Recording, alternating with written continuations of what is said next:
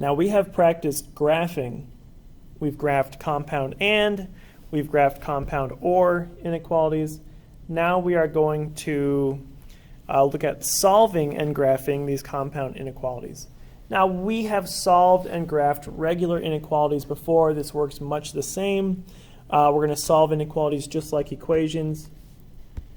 And then remember, there is an inequality rule. When you multiply or divide by a negative, you need to flip the inequality symbol.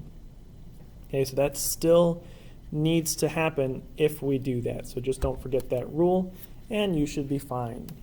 So for this first one, we have y minus 3 is less than or equal to negative 11, and, this is an and type, 2y minus 6 is less than or equal to negative 16. So you can see we have two inequalities here. We just need to solve them separately, and then we can put them back together at the end. So to solve this first one, we're going to add 3 to both sides to get y by itself. So y is less than or equal to, that's negative 8. Right? Let's go ahead and solve the second one. Going to add 6 to both sides. This is a two-step inequality. So you got 2y less than or equal to negative 10. Dividing by 2 gives us y is less than or equal to negative 5. So together, our two solutions here, put and back in the middle, and there you go. Let's go ahead and graph that as well. Graph the solution set. So we have numbers at negative 8 and also negative 5. Make sure they're in order. Now this is an and type, so let's think about this. Less than or equal to negative 8 would shade this way. Less than or equal to negative 5 would also go this way. So our solution should be the overlap. So we need a filled in circle here at negative 8, and then shading to the left, and that is it, right? We are just shading where those two graphs would overlap. So together with our solution, there we go. Successfully solved and graphed. Okay, let's look at the next one. We have an OR type now. So again, we're just going to solve these two things separately, and then we'll put them on the graph. So first thing on this first one, subtract 7 from both sides. Negative 2m is greater than or equal to 6. Divide by negative 2. And because we divided by a negative, remember to flip the symbol. So m is less than or equal to negative 3. All right, let's do the next one. Subtract 12. So 5m is greater than 25. Divide by 5. And m is greater than 5. So this is an OR type, so put OR in the middle. And there you have your solved inequality. Let's go ahead and graph it.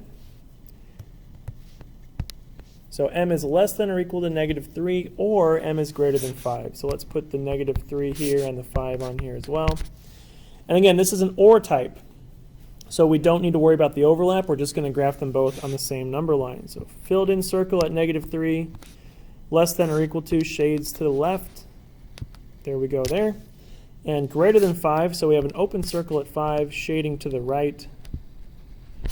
And that will do it. So again, if this was an AND type, remember, since it doesn't overlap, this would be no solution. But because it's an OR type inequality, it's okay that they don't overlap. We're just going to put them both on the graph and leave it at that.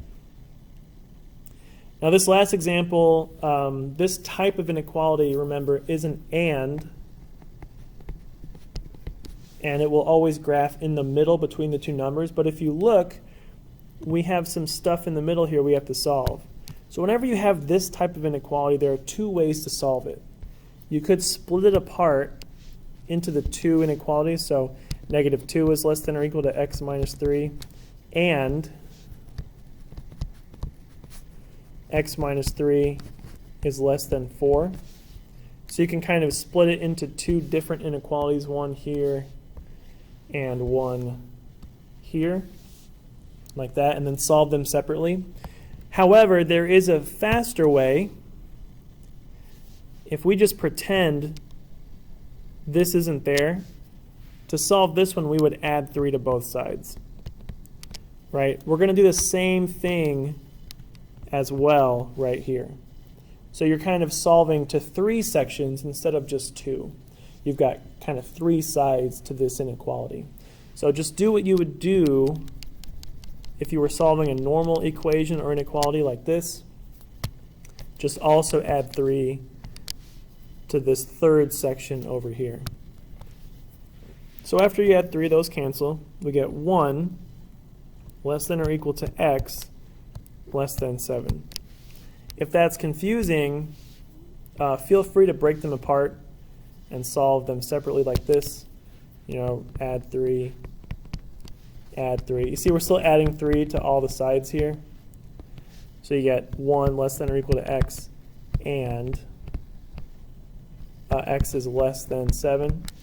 This one you might want to flip around to x is greater than or equal to 1. But you see it works the same way. Anyway, let's graph it now. We're going to put 1 and 7 on our graph. And remember, when you have them all written together like this, x always shades in the middle. Since x is in the middle, the shading is going to be in the middle. We use a filled-in circle on 1, open circle on 7, shade in between, and that is where they overlap. Because if you think about it, that is where these two overlap over here. The numbers that are greater than or equal to 1 and less than 7 are the numbers between 1 and 7. And we use a filled-in circle on 1 because of the symbol. So whether you split them apart and do all this work over here, or whether you leave it together and do this work here, it ends up being the same graph. So this way's a little faster, but if it seems confusing, feel free to split it apart into the 2 separate ones and solve them separately. Okay, so just to quickly review, solve these things just like you would an equation. We have all solved inequalities before, so hopefully not too much of a struggle there. Just remember the inequality rule. When you divide or multiply by a negative when you're solving, make sure to flip the symbol, otherwise your graph will be wrong.